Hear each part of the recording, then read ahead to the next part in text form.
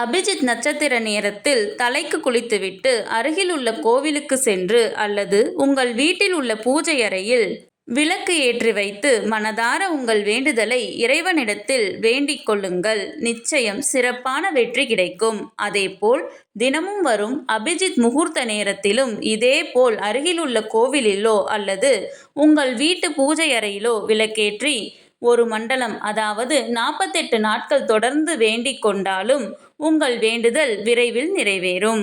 ஒவ்வொரு மாதமும் வெவ்வேறு வேண்டுதலை வைக்கக்கூடாது, ஒரே வேண்டுதலாக இருக்க வேண்டும். இனி வரும் ஒவ்வொரு மாதமும் அபிஜித் நட்சத்திர நேரத்தை தவறவிடாமல் உங்கள் வெற்றியை உறுதி செய்து கொள்ளுங்கள். நீங்கள் எதிர்பாராத அளவிலான மாபெரும் வெற்றி உங்களுக்கு உரித்தாகும். கீழே உள்ள ப்ளே பட்டனை கிளிக் செய்து முழு வீடியோவையும் பார்க்கவும்.